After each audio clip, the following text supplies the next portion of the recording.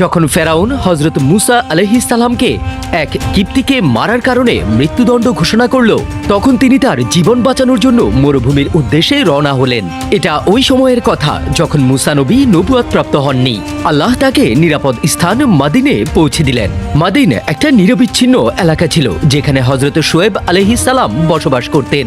হযরত মুসা আলাইহিস সালাম ক্লান্ত হয়ে একটা কুয়ার কাছে বসেছিলেন। সেখানে রাখালেরা তাদের পশুগুলোকে পানি খাওয়াচ্ছিল। দূরে দাঁড়ানো দুইজন যুবতী মেয়ে তাদের চলে যাওয়ার অপেক্ষা করছিল, কারণ রাখালেরা তাদেরকে আগে পানি নিতে দিত না। মুসা নবী জিজ্ঞেস করলেন, তোমাদের সমস্যাটা কি? তোমরা পানি নিচ্ছ না কেন? মেয়েরা জবাব দিল, আমরা আমাদের বৃদ্ধ পিতার জন্য পানি নিতে এসেছি, কিন্তু রাখাল আমাদেরকে নিতে দিচ্ছে না। মুসা নবী যদিও ওই সময় ক্ষুধার্ত ও দুর্বল ছিলেন, তিনি এগিয়ে গেলেন আর কুয়ার উপরে যে বড় পাথরটি রাখা ছিল সেটি এক ধাক্কায় সরিয়ে দিলেন, যেটা রাখালেরা কয়েকজন মিলে পানি নেবার পর রেখেছিল। কুয়া থেকে পানি তুললেন, এরপর মেয়েদের সাথে আসা প্রাণীদেরকেও পানি খাওয়ালেন। ওই দুই যুবতী কন্যা অবাক হলো, এরকম শক্তিশালী যুবক কোথা থেকে এসেছে?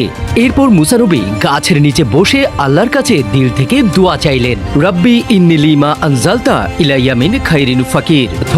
আল্লাহ, আপনি আমাকে যা কিছু দিবেন তার জন্য আমি ফকির হয়ে বসে আছি। মেয়েরা বাড়ি ফিরে আসলো। পিতা হযরত শুয়েব আলাইহিস সালাম জিজ্ঞেস করলেন, আজ এত দেরি হয়েছে কেন? কন্যারা সমস্ত ওয়াকিয়া বর্ণনা করলো। তিনি বললেন, তাকে এখানে নিয়ে আসো। একজন কন্যা হযরত মুসা আলাইহিস সালামের কাছে আসলেন আর বললেন, আমার পিতা আপনাকে দাওয়াত করেছেন যেন আপনার সাহায্যের জন্য খেদমত করতে পারেন। মুসা আলাইহিস সালাম ওই মেয়ের সাথে গেলেন। হযরত শুয়েব আলাইহিস সালাম তাকে খাবার খাওয়ালেন। মুসা নবী সমস্ত ঘটনা বললেন, কোথা থেকে এসেছেন, কিভাবে আসলেন।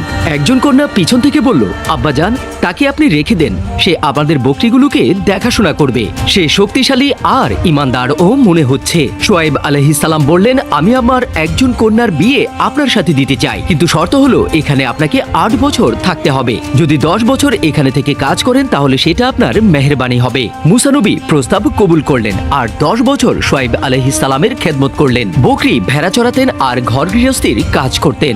10 বছর পার হওয়ার পর মুসা নবী যখন বিবিকে নিয়ে মিশরে ফেরত আসছিলেন, তখন রাস্তায় আল্লাহ রাব্বুল আলামিন মুসা নবীকে আগুনের মুজিজা দেখিয়েছিলেন। ওনাকে জান্নাতি লাঠি ও হাতে নুরানি আলো দিয়েছিলেন এবং ওই সময়েই মুসা আলাইহিস সালাম নবুয়ত প্রাপ্ত হন।